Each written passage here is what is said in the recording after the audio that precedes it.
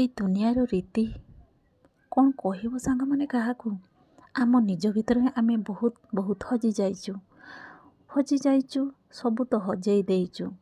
ଆଉ ପଛକୁ ଆମେ ଚାହୁଁନୁ, ସଦାବେଳେ ଆଗକୁ ଚାହିଁକି ତ ଯିବା କଥା। ହେଲେ ସାଙ୍ଗମାନେ ସଂସ୍କାର ସମ୍ମାନ ଆମେ ସବୁ ଟିକେ ଟିକେ ଭୁଲି ଯାଉଛୁ।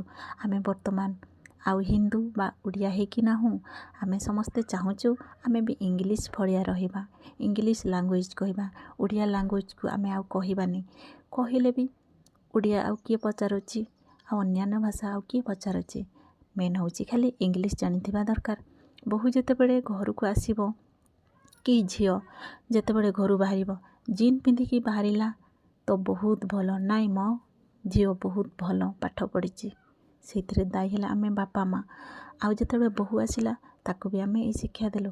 ହଁ ସେ ଜିନ୍ ପିନ୍ଧିଲା କ'ଣ ହେଇଗଲା, ସେଇଟା କିଛି ନାହିଁ, ପିନ୍ଧିଲେ ବି କିଛି ନାହିଁ। ହେଲେ ସାଙ୍ଗ ସମ୍ମାନ ଆମେ କେବେ ବି ଭୁଲିବାନି। ଏଇ ସମ୍ମାନ ହେଉଛି ସବୁଠାରୁ ଉଚ୍ଚା। ଯେତେ ଜିନ୍ ପିନ୍ଧ କି ଲେଗିନ୍ସ ପିନ୍ଧ କି ଯେମିତି ଯିଏ ପିନ୍ଧିବା କଥା ପିନ୍ଧ, ସେଇଥିରେ ମୁଁ କହୁନି କି ପ୍ରତିବାଦ କରୁନି। ମେନ୍ ହେଉଛି ଯେତେବେଳେ ବାପା ମା' ବୁଢ଼ାବୁଢ଼ୀ ହେଇଯିବେ, ବୟସ୍କ ହେଇଯିବେ, ସେଇ ଟାଇମ୍ରେ ପୁଅ ବୋହୂ ତାଙ୍କ ପାଖରେ ରହିବା ଦରକାର।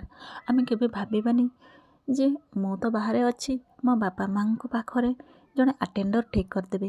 ଆଟେଣ୍ଡର ସିଏ କ'ଣ ତା ଛୋଟବେଳେର ଥିଲା କି ଆମେ ତାକୁ ଟଙ୍କା ଦେଇକି ରଖୁଛୁ। ଏଇ ଭୁଲ କେବେ କରନ୍ତୁ ନାହିଁ। କ'ଣ ପାଇଁ କହିଲେ, ବାପା ମା'ଙ୍କ ସ୍ନେହ ଆମେ କେବେ ବି ଦେଇପାରିବା ନାହିଁ କି ଫେରେଇ ପାରିବାନି। ବାପା ମା'ଙ୍କ ଋଣୀ ଆମେ କେମିତି ଫେରେଇବା। ସେମାନେ ଯେତେବେଳେ ଆମକୁ ଛୋଟରୁ ବଡ଼ କରିଥିଲେ, ଯେଉଁ ସ୍ନେହ ଆମକୁ ଦେଇଥିଲେ, ସେଇ ସ୍ନେହ ଆମେ ତାକୁ ଯେତେବେଳେ ସେ ବୟସ୍କ ହେଇଯିବ, ସେମାନେ ସେଇ ଛୋଟ ପିଲା, ସେଇ ସ୍ନେହଟାକୁ ସେତେବେଳେ ଆମେ ଦେଇଦେବା। ବାସ୍।